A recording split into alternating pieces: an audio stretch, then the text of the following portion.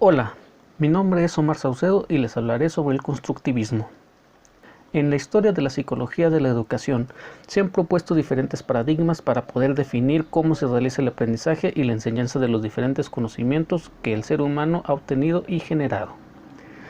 En este video me enfocaré en el paradigma constructivista y expondré sus características y sus diferentes vertientes.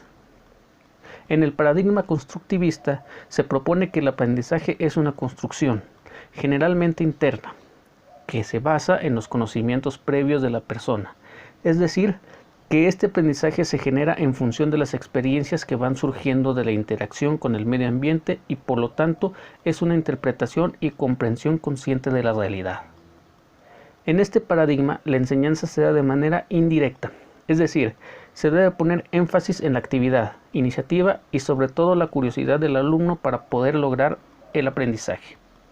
Así, el docente se convierte en un mediador y su función es la de apoyar al alumno en desarrollar las diferentes habilidades cognitivas que le permitan razonar y construir el conocimiento, de manera que los alumnos son, de forma individual o grupal, los que van construyendo el conocimiento a base de razonamiento e investigación. Esto quiere decir que el conocimiento depende altamente del alumno. Hay que recalcar que el docente no debe intervenir en el proceso de aprendizaje a menos que el alumno haya agotado sus propios recursos. Por lo tanto, debe propiciar un ambiente que estimule la construcción del conocimiento. Existen diferentes visiones del constructivismo, de las cuales hablaremos más adelante, pero todas ellas tienen ciertas características generales que son las siguientes. Tienen una alternativa sobre cómo se genera y transforma el conocimiento, teniendo en cuenta una implicación del sujeto con la realidad. Se propone que el conocimiento es una construcción mediante una perspectiva relativa de la realidad y no solo un reflejo de la misma. Se le reconoce al sujeto como constructor, reconstructor o co-constructor al desarrollar un acto de conocimiento a través del pensamiento mediante representaciones o interpretaciones de la realidad. Con esto se construye a sí mismo. Ahora veremos las características que tienen las distintas posturas constructivistas. El constructivismo psicogenético piagetano. Es el primero en aparecer y fue propuesto por Piaget.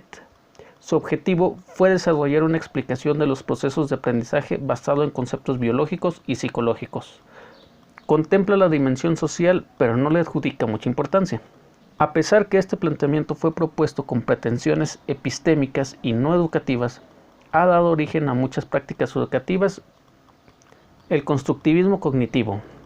En este paradigma, los estímulos del entorno son percibidos y transformados en información significativa. Debido a esto, se compara la mente humana con una computadora, ya que se establece que los procesos de ambos son muy similares. Existen tres vertientes teóricas basadas en este paradigma: la teoría de la asimilación de Ausubel, la teoría de los esquemas y la teoría del aprendizaje estratégico. El constructivismo social o sociocultural.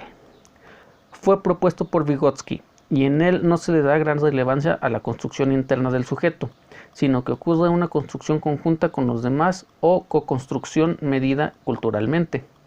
Visto de otra manera, el aprendizaje es una actividad principalmente social o cultural. El constructivismo radical y el construccionismo social. En el constructivismo radical, la mente y realidad son construidas enteramente.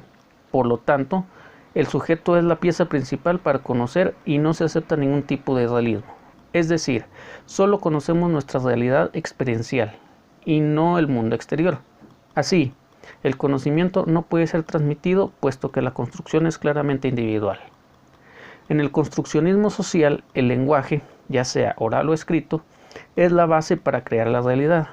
Por lo tanto, el lenguaje deja de ser un vehículo para convertirse en un medio con el que se construyen significados y se desarrolla el pensamiento social.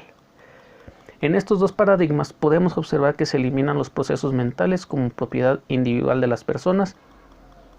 En conclusión, no podemos decir que exista un paradigma mejor o peor que otro. Lo que sí podemos hacer como docentes es adecuar nuestras prácticas a algún o algunos de estos paradigmas según los resultados que se den en menor o mayor medida al momento de ayudar al alumno a construir el conocimiento que busca, ya sea de manera directa o indirecta, sobre todo estimulando su curiosidad e iniciativa. Gracias.